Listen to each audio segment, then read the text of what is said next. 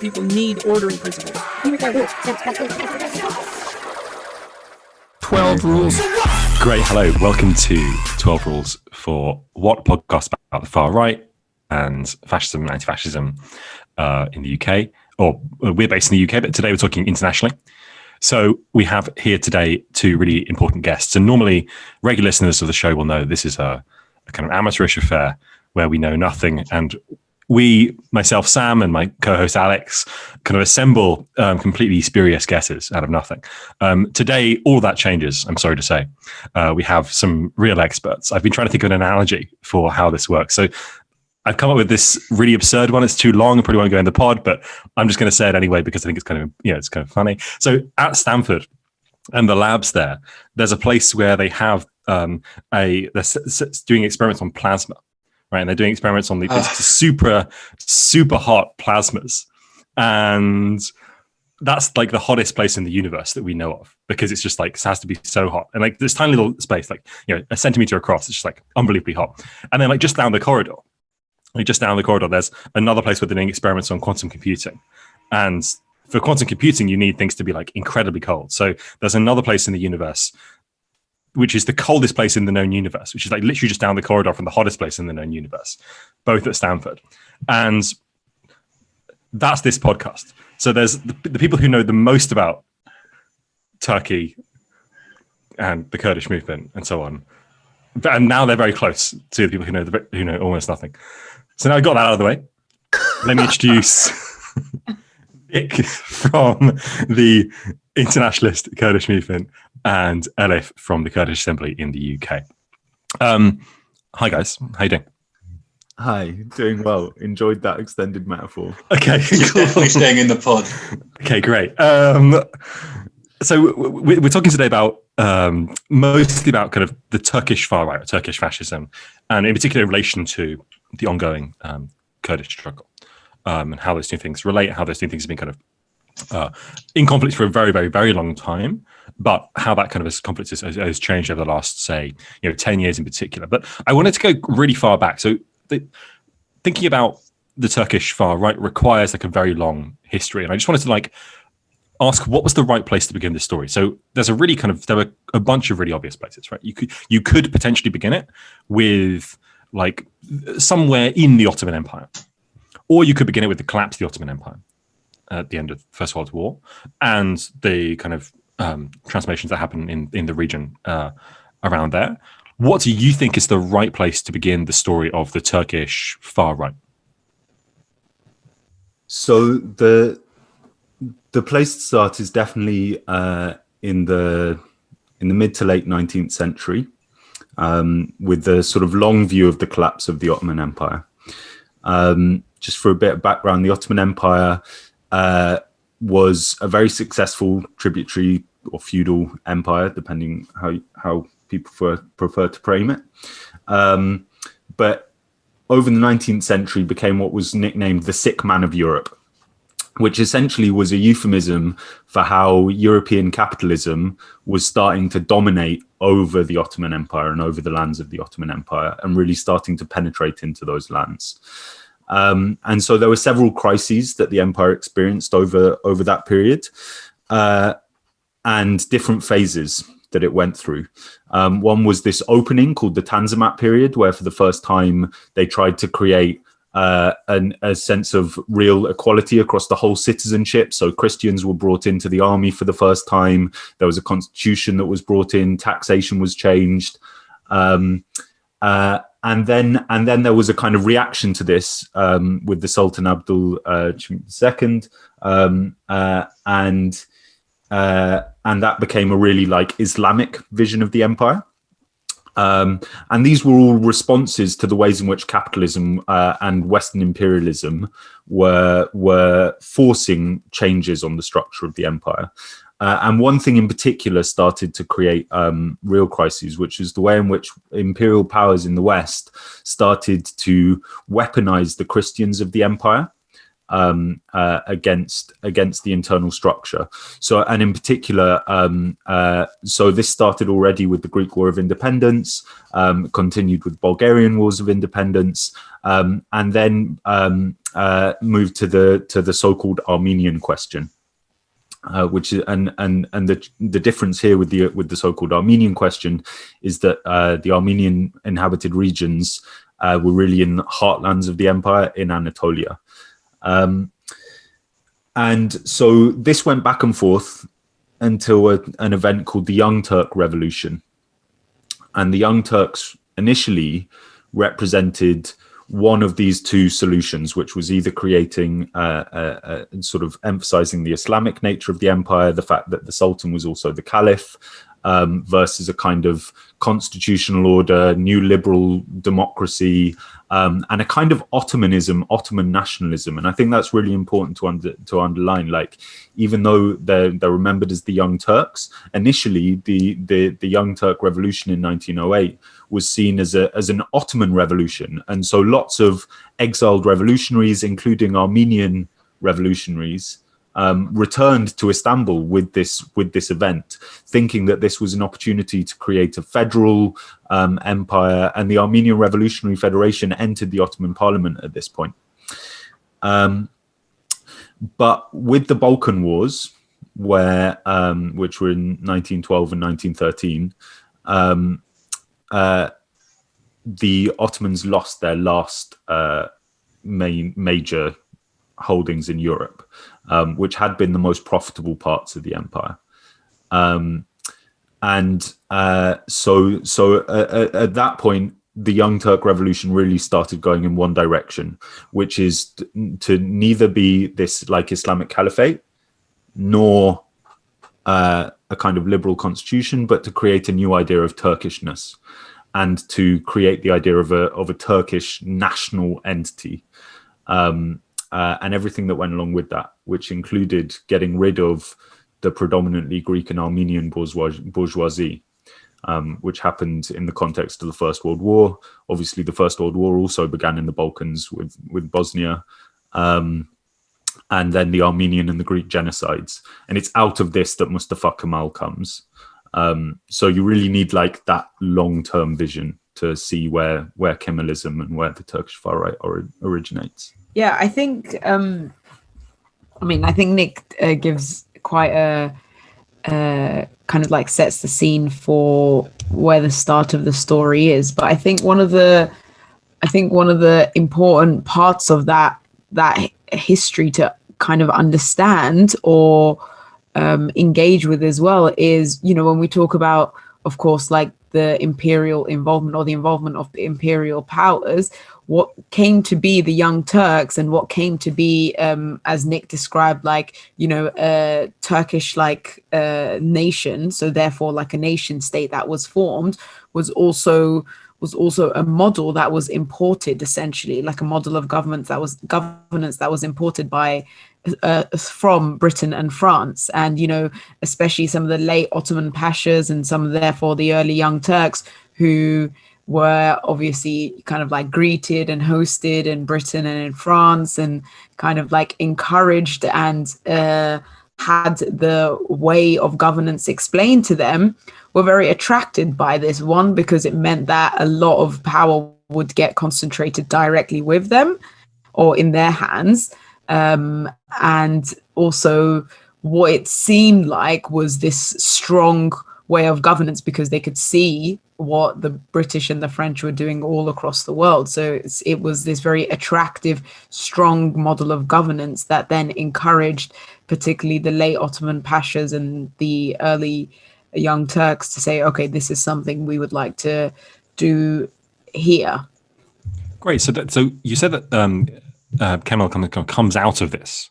In what sense does he come out of this? Like, is representing one particular strand, trying to transcend the difference between the two strands, or in what ways is kind of the relationship between perhaps say who he is as well, because people might not know. Yeah, so Mustafa Kemal was born in Thessaloniki, Salonika, and his house actually is the Turkish consulate there now. that he grew up in. And he was a product of the late Ottoman army, basically, who joined the officer corps, and he became a general. And he was the most successful general of the Ottoman army in the First World War. So Gallipoli, which was the great defeat of Churchill, and particularly the Australians and the New Zealand forces in the First World War, he was the commander at Gallipoli. And so he had a lot of prestige at from the First World War, which a lot of the Ottoman generals didn't have, because they hadn't been as successful at all in the East against the Russian state. And so when the First World War came to an end, there was a treaty enforced on the Ottoman Empire, which was similar to Versailles being forced on the German state. So it's important to underline here, you can see a lot of commonalities then starting to emerge in the narrative of how Kemal came about, and the long-term narrative of how Nazism and Hitler comes about out of this crisis of these 19th century empires. And this treaty looked to preserve a sort of core rump of the Ottoman state under the control of the Sultan, but clearly like a subordinated sort of semi-colony to the Western powers. All of the Arabic majority areas, Kurdistan, all of the Levant, all of those regions were partitioned between Britain and France, and then there were parts of Anatolia that were being put under French administration, British administration. Istanbul was an international city. The west coast of Asia Minor was given to Greece. Like, it was a real partition. And that's the Treaty of Sèvres, that's called. And so the mythology is that basically what Mustafa Kemal does is start a war of liberation against this. And in particular against the invasion of the Greek army that had been encouraged by the British. So the Greek army was given its region around Western Asia Minor, what's now like the western coast of Turkey, where people go on holiday in Izmir and Antalya and those places. They started this march into Anatolia for the Greek nationalist vision of a greater Greece that would encompass all of these regions.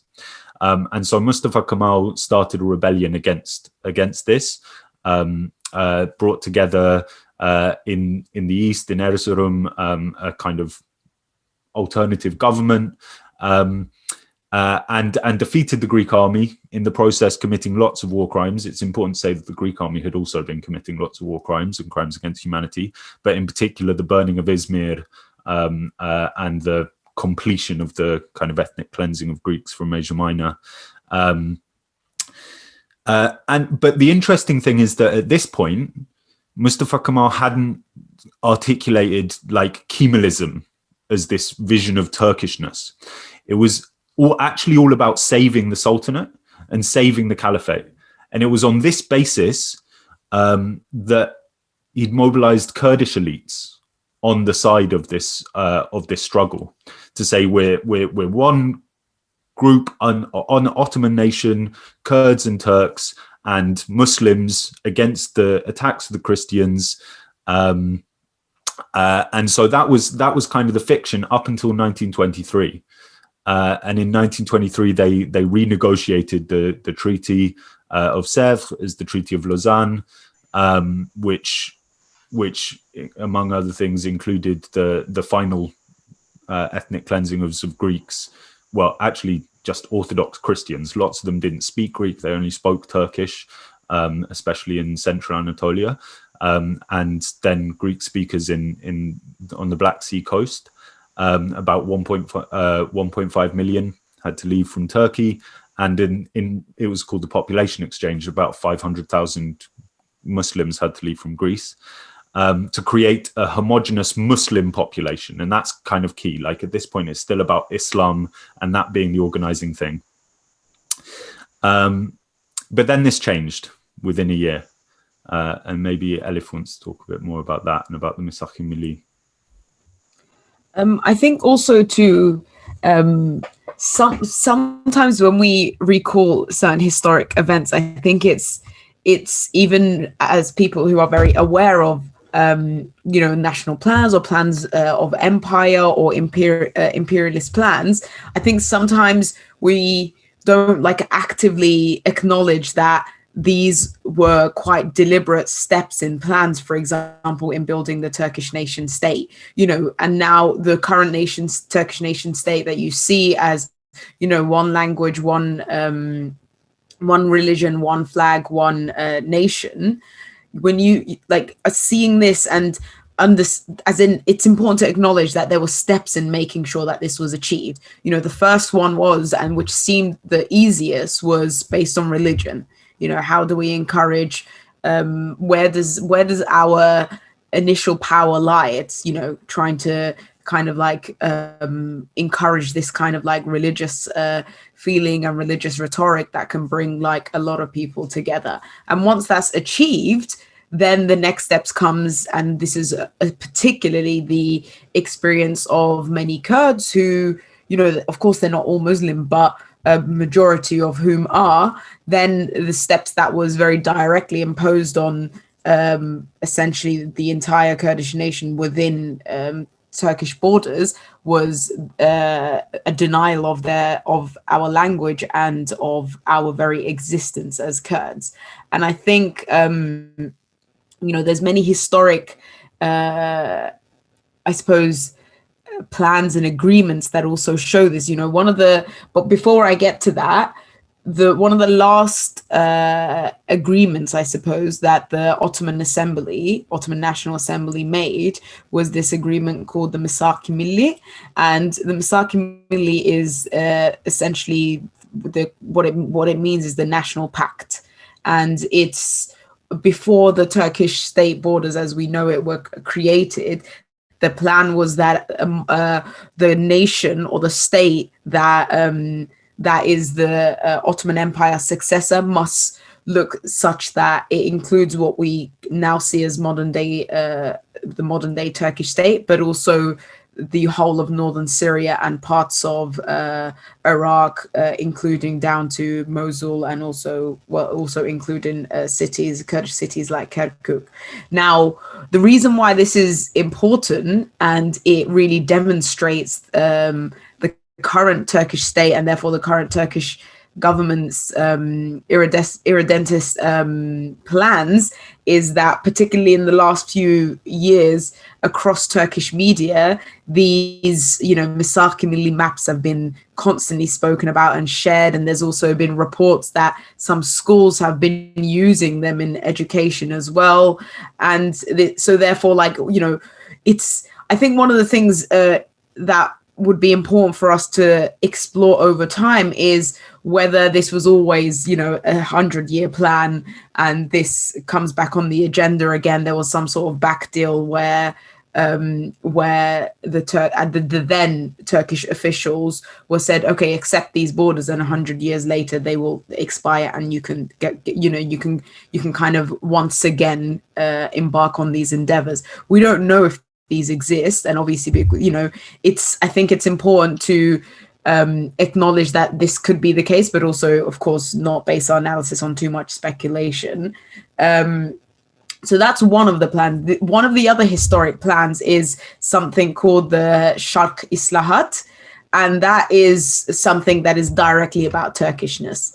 That is something that is about kind of making sure that the particularly the people who remained in what we see as modern day Turkey were essentially, in some ways, what we would now call gaslighted into making sure that they believed that they were actually Turks, and their experience of whether it was Kurdishness or any other ethnic or religious identity was just one of kind of going off the path temporarily. And we need to all make sure we subscribe to this Turkishness that is encouraged, because that's the way it should be. And actually all Kurds are Turks. But going on that, there's been even after the foundation of the Turkish Republic, social sciences from anthropology to sociology, and many of these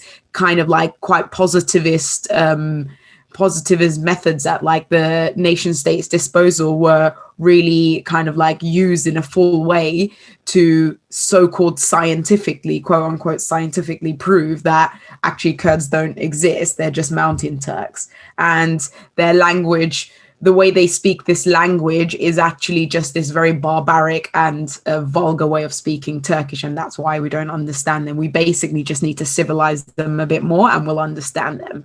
And we're seeing this comeback in kind of a similar way, but also slightly differently, in a way that there has been the Kurdish movement for 40 years now, and the movement, through its like resistances, its struggle and its efforts, has made or created such that the existence of the Kurdish people as their own having their own language, their own identity, their own ethnic makeup as such, just simply can't be denied anymore. So know that now there's this new plan, and of course what we're seeing around the world, and I think this is the connection between methods of particularly the far right, but also fascistic tendencies of nation states or states, is that there are a lot of methods shared. And particularly when it comes to fascism, I'm sure maybe some people recall, but one of the things Hitler said was, Mussolini and I are students of Atatürk, Kemal Atatürk, and he said that while remarking on saying, who remembers the Armenians? So fascists and the far right really, even though sometimes there's seemingly contradictions between their so-called aims of what they're trying to achieve, in terms of methodology, they share these methods. And we see these resurge and come back in different ways that sometimes it's difficult for us to identify that it's actually that quite direct and real a version of fascism that's coming back. It's just coming back in a slightly different and disguised way. But it's up to people like us to recognize when it is coming back. And I'm sure most people, especially listening to this, will know that it really is coming back. This moves us nicely on to our next question, so thanks. But I think Hitler also described the Turks as a shining star in the 20s as well, which is kind of, there's always this tendency, a really annoying tendency in fascist studies, to try and define an ideal type of what is the definitive fascism, and then measure up different historical movements and different governments to that. And really annoys me a lot, but I think what we can do, and what we're going to talk about next, is the actual definite connections and influences and statements that fascist Italy and Nazi Germany made about Turkey, but likewise the other way as well. So Nick, I think, what were some of those connections, and how did this kind of relationship play out over the 20s and 30s?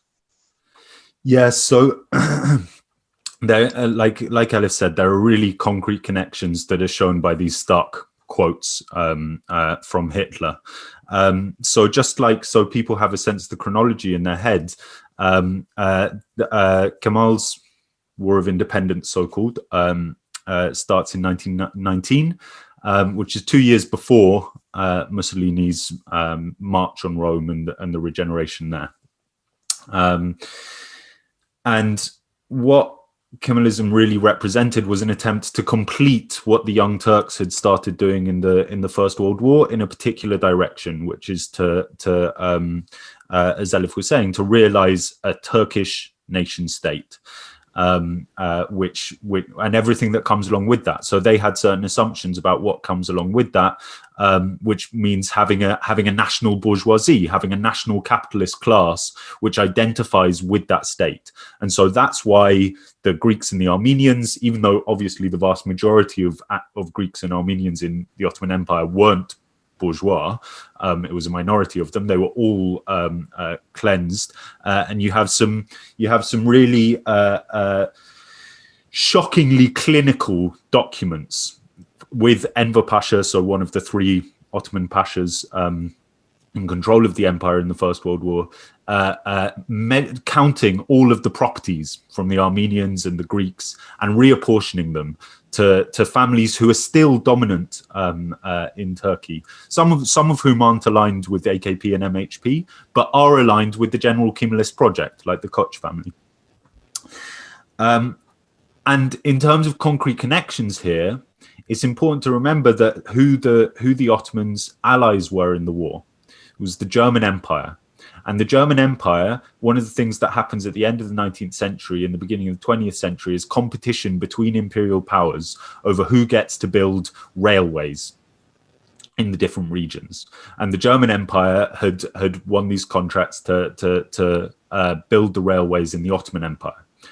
So the Berlin to Istanbul and then through, which then meant that you had German engineers, German train drivers, German troops overseeing the deportation of Armenians in particular in the Armenian genocide. These are the fathers, the upper officials who would of the people who would then become the architects of the Holocaust a generation later. So it's really clear in these people's persons how you have a transfer of practices and of ideas and of plans, as Elif was talking about, from the Armenian genocide to the Holocaust. It's the first time that you have cattle trains being used to deport people just because of the ethnic and religious category that they fall into. So when we hear that, like that more famous quote that for who now remembers the Armenians, which Hitler is said in the meeting which decided on the so-called final solution, like this is the material counterpart to that quote. And then in terms of like the project, yeah, as Elif said, there's this other quote of Hitler's, Kemal was the teacher, Mussolini his first teacher, his first student, I was his second. Basically what Kemal was doing in creating this nation state over the 20s was exactly what Hitler and Mussolini wanted to do in their respective nation states, and it came along with all of the practices that we later see in those nation states. So the use of pseudo-science and pseudo-history, ethnic history, in order to justify territorial irredentism is really clear. So a great example here is initially the province of Hatay, where you have the city of Antakya, which is now within Turkish borders, wasn't initially part of Turkish borders even from the Treaty of Lausanne. It was part of the French mandate of Syria. Now, the Kemalist nationalist ideology was that not that Turks were Central Asians. This is a later far-right ideology that comes in of pan-Turkism, but that Turks were autochthonous. They were the indigenous people of Anatolia, going all the way back to the Hittites, who ironically spoke Indo-European, so the languages that are related to Kurdish and Armenian, not Turkish at all. But anyway, and actually Hatay, the name there is probably related to the modern Armenian word for themselves, Hai. So the like perverse way in which this is all twisted is really I think clear. And what Ataturk did basically was say this region in Syria, which is majority Arabic speaking, isn't an Arab lands, but is part of the original Hittite empire, part of the original Hittite vision. It's Hatay. It is literally the province of Hatay. And so drummed up irredentist feeling in over the 30s until he could get a referendum which the French capitulated to in exactly the same kind of appeasement strategy that was being done concurrently with Hitler, until this province was incorporated into Turkey. And then these majority Arabic regions, including actually also some exiled Armenians as well in this region, were brought into this new Turkification project. So like it's really concrete what these connections were, and if you and every key aspect that you can point to of fascist in the strict sense of like Mussolini's fascism and Nazi ideology, you can see mirrored earlier in the way that Kemalism was constructing the Turkish nation state. And actually, it preserved a lot of Hitler's hope, if you can call it that, through the 1920s when the Nazis were at their lowest points of support. And you can track this through the literal papers that the Nazis were putting out, and they were holding Turkey and Turkish project up as a like an example for Germany to follow, in that they kind of uprose in a violent revolution or rebellion, and managed to overturn these unjust treaties, which obviously the Nazis thought the Treaty of Versailles was an unjust treaty. And like you said, this mirroring takes place, and also this what kind of struck me was like the almost direct borrowing.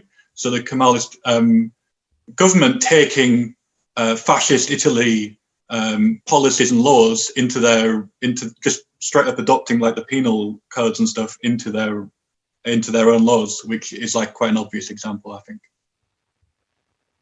I have a kind of a question about the relationship between, on the one hand, the Armenian genocide, and on the other hand, the assimilationist tendencies, assimilationist project imposed upon the Kurds.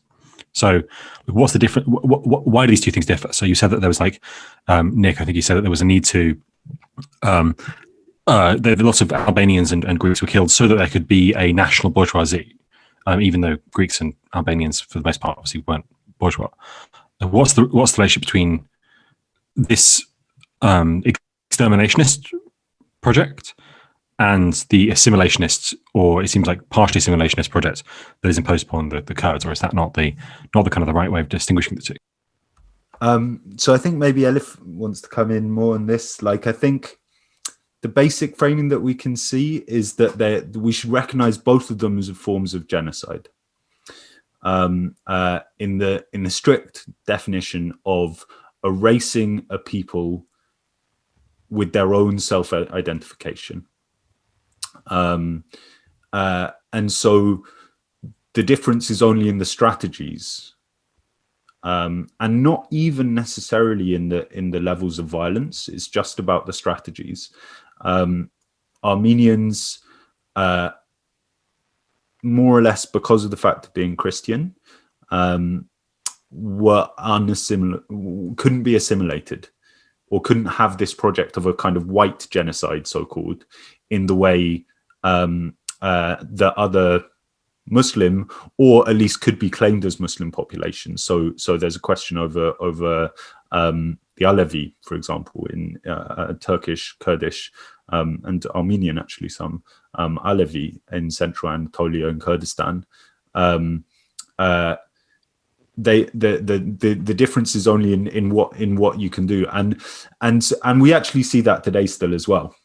So, for example, in Cyprus, my heritage is Cypriot. In Cyprus, the project there is to expel the Greeks from the north and to assimilate the Turkish Cypriots, and to erase any difference between Turkishness in Cyprus and Turkishness in Turkey. These are two sides of the same coin. Yeah, and I think bringing especially Kurdish Alevis into the discussion of the difference in methodologies is really crucial, because not only that, throughout the Ottoman Empire, that Alevis, and particularly Kurdish Alevis, were subjected to, again, also even then, like many assimilation policies, but also massacres. There were many like resistances also throughout the Ottoman Empire. But even after the formation of the Turkish Republic, the first massacres and essentially genocide attempts was against Kurdish Alevis, in terms of like within the Kurds, of course. After the Armenian genocide, I think in terms of the difference, I think it's an interesting way to try and make sense of it, for sure. But I also think it's a matter of stages. The first stage, it was most crucial, and as Nick pointed out, the kind of like less likelihood of being able to assimilate Armenians by virtue of them being Christian into this like Turkishness plan or Turkish nation state plan, which particularly in terms of religion, which was quite dominant, especially at that time. But religion in general, and the way and people's religious expressions was something that was quite dominant, because it's also something that had been created throughout the Ottoman Empire as well. It was, the Armenians had to be out the way first before they could get to the Kurds. And also the Armenians, getting the Armenians out of the way also needed kind of, more popular support. I think sometimes this is the kind of things that we also forget, is throughout history, even when there was, throughout history, not just during like Nazi Germany or whatever, when authorities or governments or states were carrying these kind of like essentially genocidal fascist actions out or plans out, there was always resistances. It's not like the then Young Turks were able to do this like a piece of cake and no one like batted an eyelid. So therefore there was even then, of course, a understanding that there was some level of popular support needed for this to be able to happen. And I think we forget that sometimes, is that, when the telling of history is even as, like radicals like us, I think even us, we sometimes like tell it in an incomplete way without recognizing the resistances and the oppositions to these kind of like this kind of fascism that was happening in the early 20th century, for example, in the case of the Young Turks and the late Ottoman authorities. So I think, so I think that it is a matter of stages. It is a matter of methodology, and it's a matter of who needs to be out the way first, and while we're doing that, whose support, or who's not even necessarily, even if it's not active support, whose like indifference do we need, or which group's indifference do we need to some degree. So I think it's a matter of that. But even when that was happening, it's not that the Kurdish people were having a picnic. It was, throughout history, even when this was happening, and even though there was a plan of, kind of needing either the indifference or the support of certain sections of Kurdish society or the Kurdish nation, there was still this awareness that actually we may not be included in what is now being formed around us. So I think also, Alex, what you spoke about, the treaties, this like notion of unjust treaties, I think this is something that really comes to now as well. When we talk about the AKP MHP alliance and what particularly the Turkish government, Turkish state is trying to do right now, led by Erdogan, it is with a very direct and public in some ways. Of course, sometimes not directly. You can't really, if you're a leader in Turkey, you can't really have popular vote and be criticizing Atatürk at the same time. But there's attempts at it in terms of what Erdogan alludes to is actually the then Young Turks and therefore Atatürk, he capitulated.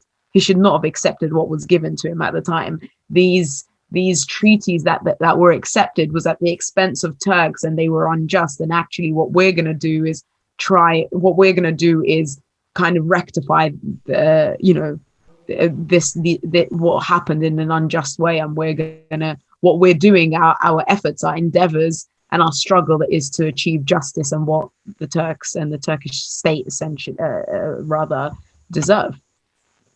Just an extremely quick point to say that the AKP are the Peace and Development Party, and the MHP are the Nationalist Movement Party, and they're in a coalition government at the moment. Erdogan is the leader of the AKP. Yes. So that may not be obvious to our listeners. Yeah, no, I think, I guess for us, because it's like we talk about all the time, it's just like these acronyms obviously just. Yeah, I mean, sometimes I have some conversations with this this Swiss person, and I'm like, so Corbyn does this, and they're like, who's Jeremy Corbyn? And they're like, what? Everyone knows who Jeremy Corbyn is. There was an interesting point you made in there as well about the stories we tell about history and like who gets their story told. And maybe this is a bit of a self-crit of this episode, but like if we're just doing an episode about Turkish fascism, then we kind of miss out on like the peoples and movements that have been resisting it throughout. And we're going to move on to kind of the invasion of Northeast Syria in a bit in this episode and talk about that. But without talking about resistances and how people like kind of try to survive in these situations, I think we do miss out on quite a lot.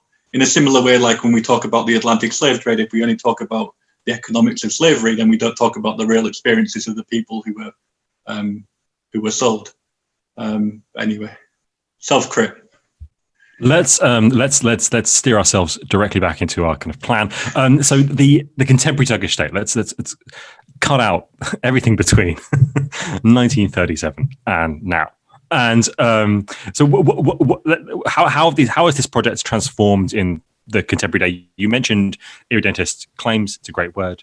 Makes it sound like irregardless with a dentist somehow.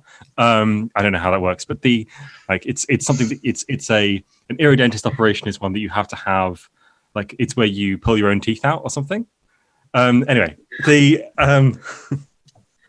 very complicated joke that won't go in. I'm just going to stop and then restart. I'm going to just do the whole thing again. Okay. So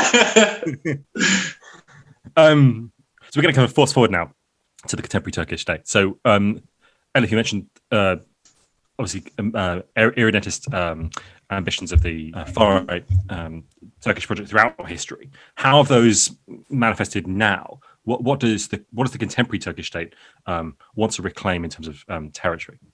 And also, we are skipping out a lot of history because we can't do a whole history of a country and the region in this episode. But how did we get to this contemporary situation as well? Because there's been this like kind of distinction made by observers, I guess, of Turkey and the Turkish situation of like there's political Islam and Islamic kind of politics, and then there's a secular state, and these are kind of separate paths. And I wondered how are these things interacting now, and how did they get there? I mean, I think it's also a good kind of entry through the discussion of particularly what Erdogan sees as unjust in terms of these treaties, and essentially therefore trying to achieve justice from his perspective. I think there's a lot of distinction made between, the secular rulers of the Turkish state and now the political Islam. And I think there's absolutely for the purposes of analysis a distinction to be made. But I think also when we're discussing a nation state that has quite a genocidal and fascist history, which is most nation states, it's also, I think, important to understand that the actual like fiber or some of the characters of the nation state hasn't really changed. The personality of it seems different in terms of what Erdogan, for example, sees as a priority or sees as kind of like the public talking points and what he's trying to speak to. But ultimately, the character of the nation state has been quite consistent throughout history, of especially, in our case, when we're discussing the Turkish state, the Turkish nation state. So I think it's like important to understand that, but also, of course, understand the particularities of Erdogan's political Islam project. So, there's a bit of a vacuum across the region in terms of some strong, particularly Islamic leadership. And Erdogan sees himself as being able to kind of take his rightful place in essentially being the next Khalif. Like that's what he sees it as. And we see this also in his support, especially for the last, 6 or 7 years of ISIS. There's many reports and a lot of proof that especially at the height of particularly the Kobane resistance, ISIS fighters were able to enter into Turkey, be treated in hospitals in bordering cities, particularly in the city of Kilis, and be allowed back in to obviously continue basically killing Kurds. And we see this like direct support of Erdogan, and this is not really something that's divorced from their general irredentist and what we, I suppose, could call like neo-imperial, although actually it's just imperial, efforts. And I think one of the crucial differences, and perhaps the most significant thing that didn't go to plan from the perspective of the Turkish state, was the foundation of the Kurdish movement. Because when the Kurdish movement was first formed, the Kurdish freedom movement in the early 70s, the then prime minister of Turkey said, this is just a small group of like basically misbehaving teenagers. It's fine, it'll be over in a few days. And of course, fast forward over 40 years and it absolutely is not over. And in fact, it's way bigger than anyone could have ever imagined. I also imagined the people themselves doing it. They always had ambitions, but it's gone way bigger and beyond and further than many even like thought was possible. And this came from obviously like a revolutionary consistency. So what I'm trying to say is there is the irredentist and expansionist efforts or endeavors of the Turkish state currently, and the only obstacle, the only real and kind of active obstacle against that, again from the perspective of the Turkish state, is the Kurdish movement. But not just the Kurdish movement in a physical sense. Obviously, that is very much the case, but also in an ideological sense as well. Because I think one of the things that sometimes we don't recognize in such a way is when particularly the neoliberal nation state projects declared that this was the end of history, that they didn't believe it was the end of history themselves. They were just trying to convince us. And unfortunately, large sections of society were convinced that it's the end of history, even though they didn't believe it themselves. They always but it was always an effort to pacify any kind of resistance and to say, you know what, no other alternative is possible anyway, so don't even try. While the alternatives or the development of these nation state projects or what it could look like next was underway. And I think we see this particularly in the way events are unfolding, particularly across Mesopotamia, what we call Mesopotamia, so like Turkey, Syria, and Iraq especially. What we see unfolding is actually no one really ever believed it was the end of history. And so when this alternative of the Kurdish movement of democratic modernity and its system democratic confederalism, which is a society and a system based on direct democracy, ecology, and women's liberation, is being developed while also obviously fighting against ISIS, it's seen as it's seen as an existential threat from the perspective of the Turkish state. But also, it's also important to understand that something seen as an existential threat by Turkey, it's not just Turkey. Turkey is the second largest NATO army. The biggest US military base outside of US soil is in the south of Turkey. So when we talk about Turkey, we're very much also talking about NATO.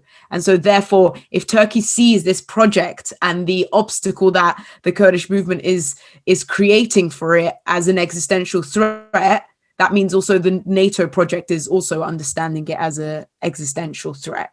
So I think like it's important to have that foundation when we try and understand the shifts in power, because this is not just a matter of international relations. This is not just a matter of that. This is not just a matter of an analysis on, for example, who's going to control the next big supply of oil. These are all very important pillars of what's happening, but it's inadequate to base our analysis just on these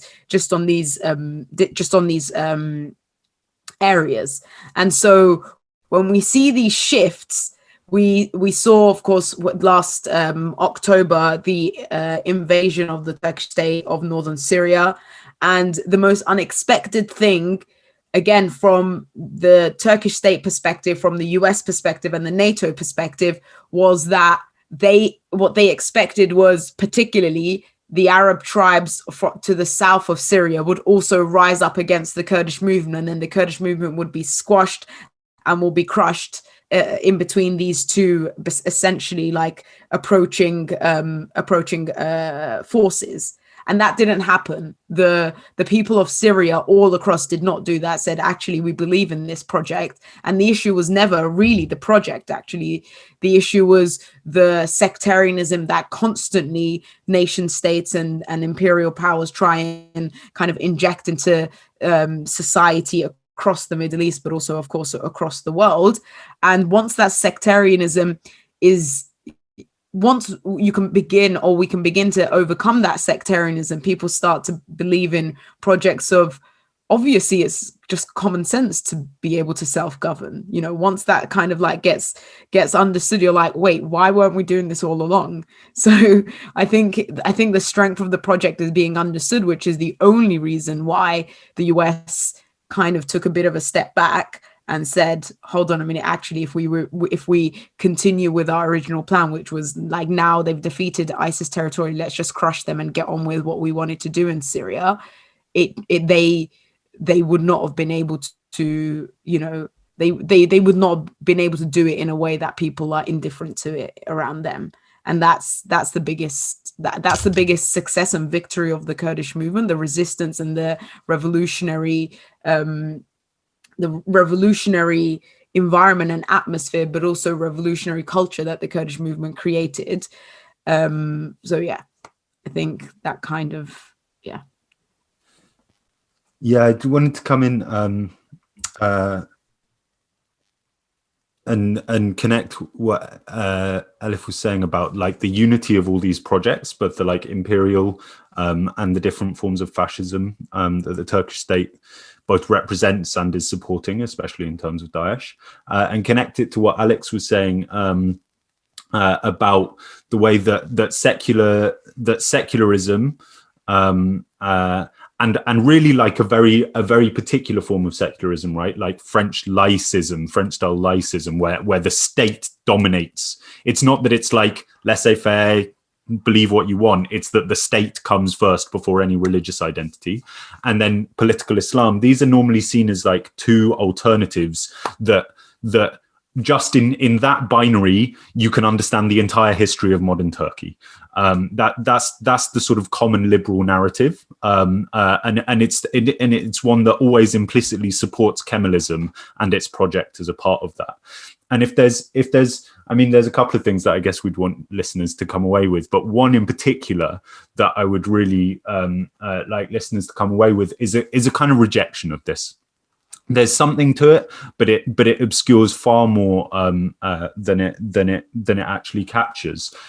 Because actually, in terms of fascism, in terms of the Turkish far right, there is an immediate and ultimate unity between secular and Islamic fascists in Turkey, and that's seen in the AKP and the MHP, right? So a bit of background. For these parties, the MHP, the National Movement Party, was set up in the late 60s, I think in 67, but I might have that wrong, by someone called Alparslan Türkeş, who was a Turkish Cypriot who had moved to Turkey. And it was basically a split from the CHP, which is the Republican People's Party, which is the direct continuer of Ataturk's party. And basically, what Türkeş said is that the CHP had diverted from Ataturk's line. It was going too far in a kind of Nasserist, like army state, left wing kind of social democratic sort of thing, and it was departing from the real Kemalist line. And so the MHP was there to regenerate a real Kemalist line. And maybe what people will know best about the MHP, or maybe not even know that they're connected to the MHP, is the Grey Wolves, which is the youth wing of the MHP, and essentially the fascist paramilitary in Turkey, who actually just recently have been banned. They've been prescribed in France, and may also soon be prescribed in Germany, because in the context of the recent war in Karabakh between Armenia and Azerbaijan, the Grey Wolves started mobilizing Turks and Azeris in France to go on pogroms hunting for Armenians. There are really disgusting videos of them marching through French cities chanting, "Where are all the Armenians?" So the MHP comes out of this split in Kemalism. So now you have a kind of left and a right wing Kemalism in Turkey. I mean, left very, very, very much in inverted commas. But the interesting thing about what the MHP do is that they also depart in some key ways from what we've been talking about in terms of Kemal's own ideological constructs. So this is no longer about being the original indigenous people of Anatolia. It's now pan-Turkist.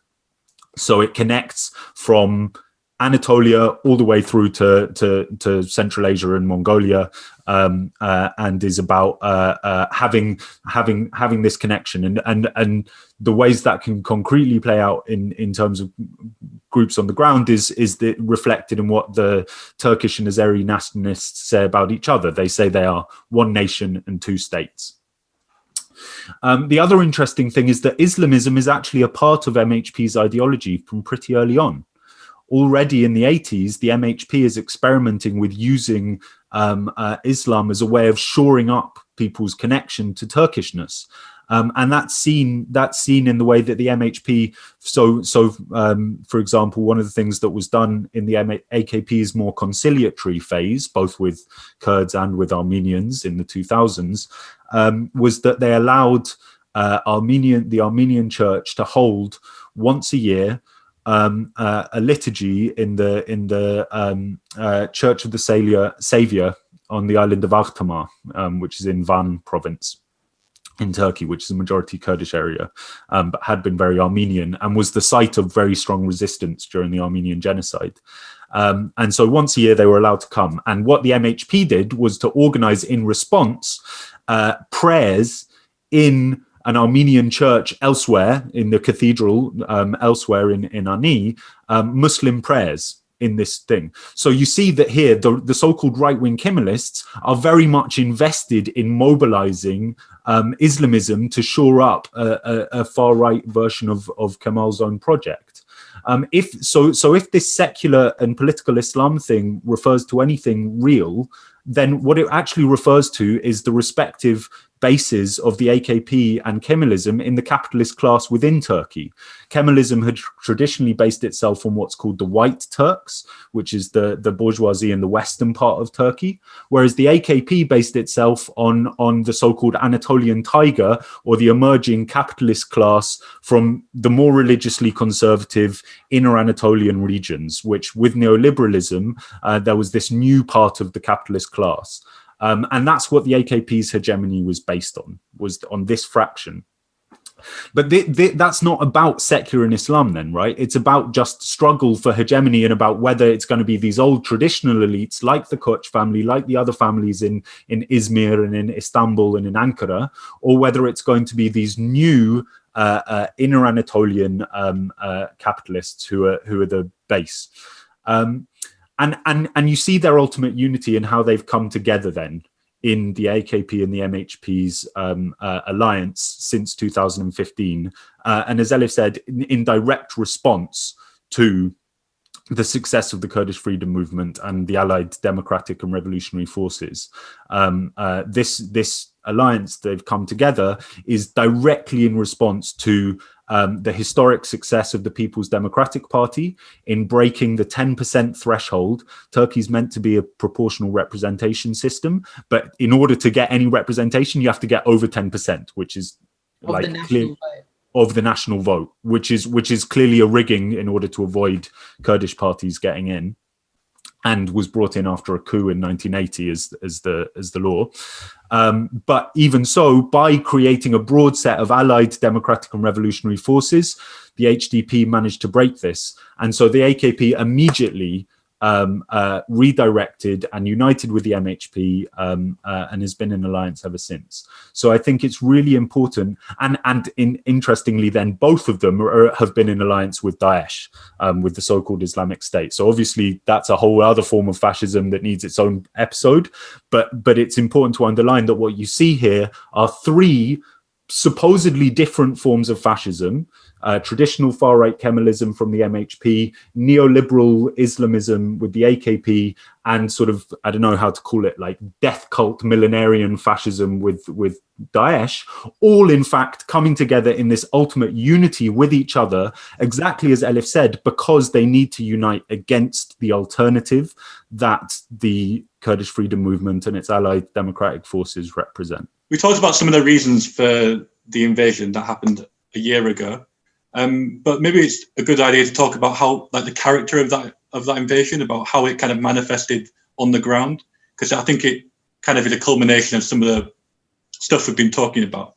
Yeah, I think what Nick just spoke about in terms of the relationship between, particularly the AKP and the MHP within Turkey, I think what we saw during the invasion of Northern Syria over a year ago was the overflow of that alliance and what that alliance, what that alliance has come to into Syria.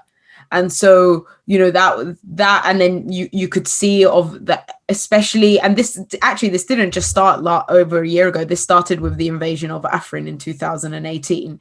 So in January 2018, for those who may not know, the Kurdish city of Afrin in the northwest of Syria, that important to mention, was the most stable part of Syria, the most stable and peaceful in a way that people actually being able to live there. So the most stable and peaceful part of Syria throughout the civil war, and also the uprisings, the resistance, the fight against ISIS, to the point where since 2011 or 12, the population of Afrin doubled, because so many, especially internally displaced people, felt like Afrin was the place that they could feel, safe in. And so the Turkish state, allied with the MHP, and of course, with its trained and supported jihadi militias, invaded Afrin in 2018, and that was a long promised invasion in a way that it fit very well into the rhetoric and the narrative and the plans that Erdogan was declaring for even many years before that. And then, of course, we saw what I suppose we can consider the next main phase of their plan for Syria, which was over a year ago in the invasion of Northeast Syria, particularly. And actually, it's interesting because, and I've said this before, Erdogan is one of those fascist leaders that actually is quite transparent in what he's about to do. Before they invaded Northeast Syria, he got up at the United Nations General Assembly and declared that he was about to do that with a map in his hand, and essentially declared his plans for ethnic cleansing and went ahead and did it. So it's not like he didn't warn the world, but the world still did nothing at the time. And of course, there was preparations from the side of the Kurdish movement and the Syrian Democratic Forces in general for resistance, but preparations against the NATO army is, of course, we did see the historic resistance, particularly in Serikaniye, but of course, ultimately, they do have, NATO army, particularly technology, at their disposal, even though on the ground, the on-the-ground battle was definitely very much dominated by the Syrian Democratic Forces. essentially because they had definitely something that they were fighting for, and obviously they're not an invading force. So I think what we've seen happen from the Turkish state perspective or Turkish state side into Syria is very much a culmination of the alliance between the MHP and AKP, not just in an electoral sense, but also in quite a social sense, but also in a ideological sense as well. You know, the AKP and the MHP have quite successfully influenced each other for what we can call this kind of like green fascism, which is this like political Islam fascism, but also this like blue Turkism, which is like this kind of like pan-Turkist idea that Nick was speaking about earlier on.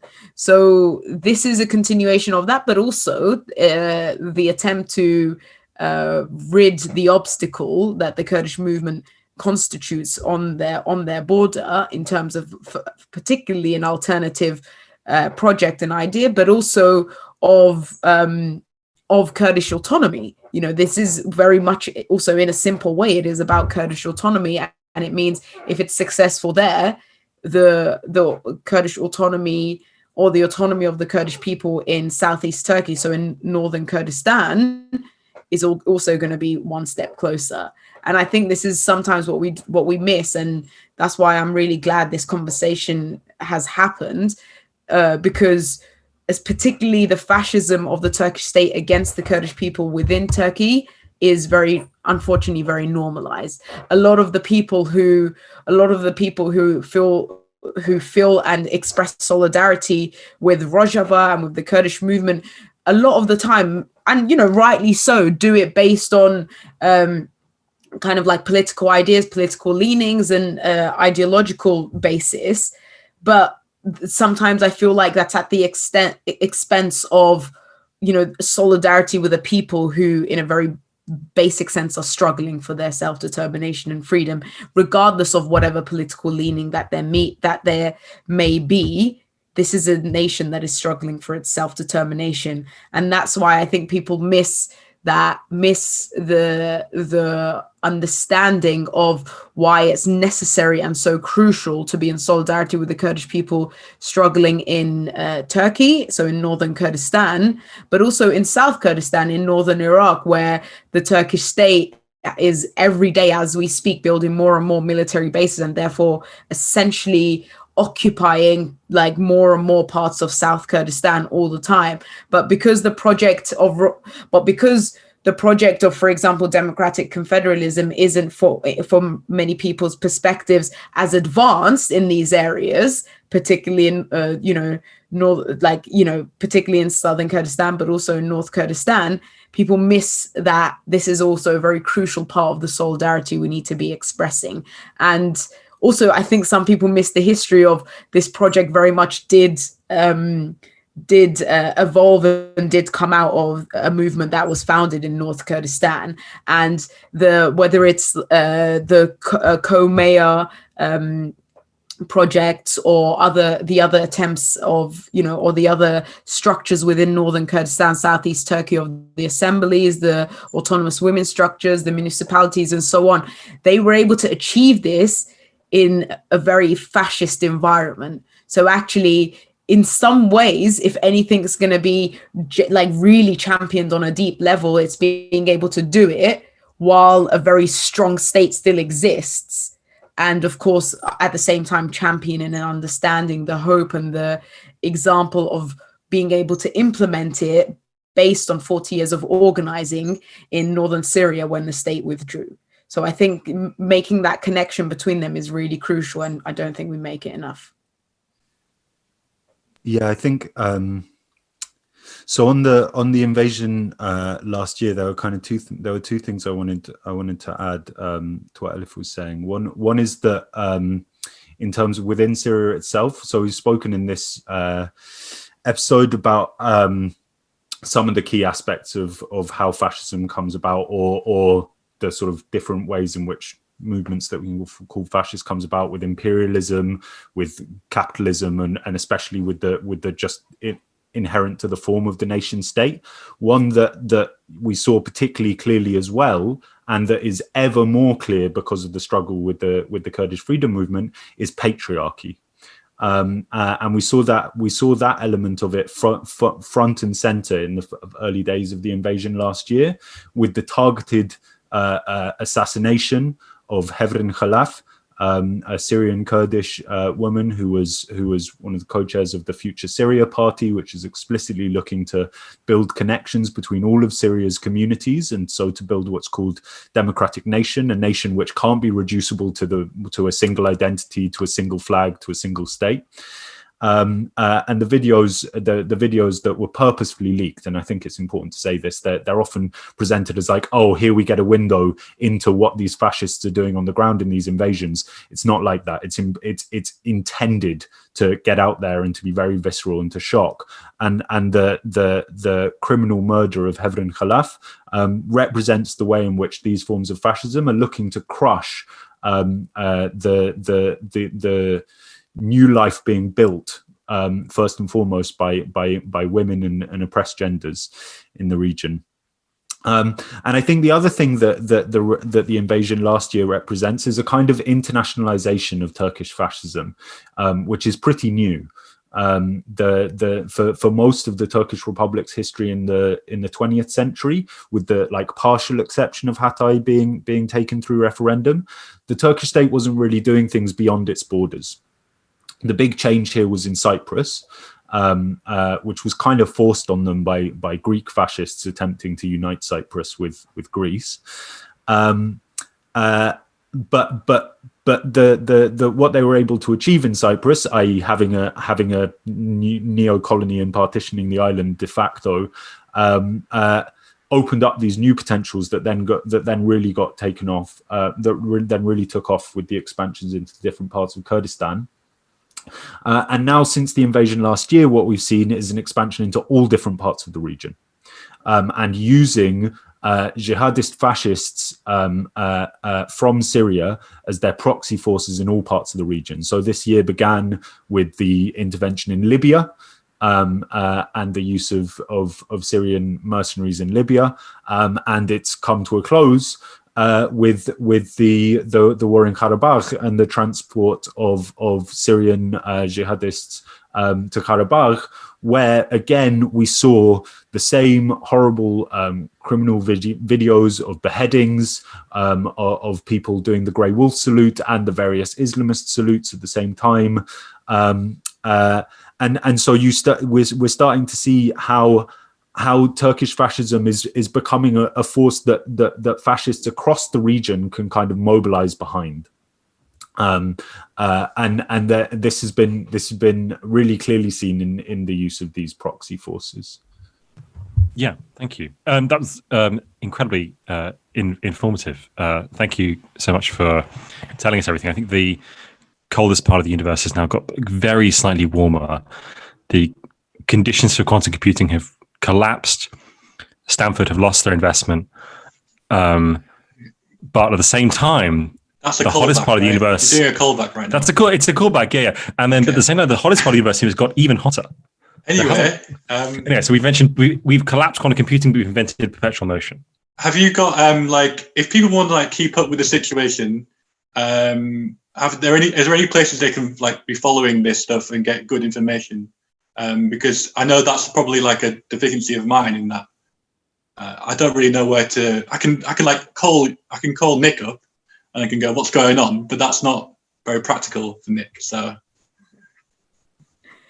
I think particularly for what's happening in Northern Syria, I think the Rojava Information Center is really good. It's they're on Twitter and on Instagram. I'm not sure if they're on Facebook. I can't remember.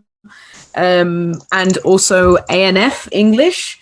You can follow everything on there. That's just general what's happening everywhere, basically. But for specific Rojava stuff, I would say, the Rojava Information Center is quite good. I don't know. Do you have anything else to add, Nick? Yeah. Rojava Information Center, definitely. ANF English. And also recently, so one of the main channels in Kurdish and Turkish is Media News, and a new English version of that has just been launched. So that's really good, has lots of information. And alongside that, the English channel of the youth part of the movement has also been launched. So that's called Nuce Ciwan, which is NUCECIWAN. Nuce Links Ciwan. in the show notes, don't worry. Cool. Yeah, like we said, we'll put all those links in the description. And thanks for doing this interview. It was really helpful. I found it really helpful, and hopefully our listeners will too. I'm sure they will. Fantastic. Thank you. Do you have any last points? Any last kind of didn't get that in? Want to get that in? We can just edit it back into the main flow of the test. No. So I think like one thing is that like something to both draw hope from, and also that maybe is useful in thinking about how fascism happens, is recognizing that even as Turkish fascism has been growing and expanding in its effect all across the region since 2015, that's at the same time a representation of how weak Erdogan's hegemony is within Turkey. And that both means that the dangers now are really acute, because fascism tends to come about when ruling regimes are no longer able to lead, but are only able to rule and to dominate. They don't have a kind of cultural hegemony over their sphere. And so that makes it really dangerous. But it also means that there's an opening. It means that anti-fascist forces, democratic and revolutionary forces, have forced them into this position where they no longer have the ability to presume consensus and to keep control. And that means everything's to play for, everything's to struggle for. So it's a little bit of pessimism of the intellect and optimism of the will. But I think it's really important to say that, especially at the end of an episode where we talked about a lot of quite depressing things, and especially looking at the Turkish state, you can see how fascist structures can last for a very, very long time, but also how new and more beautiful and more dignified and more revolutionary forms of life and struggle can be created in the midst of all of that. That's a great note to end on. Thank you very much. Lovely. All right. Thank you, guys. 12 rules.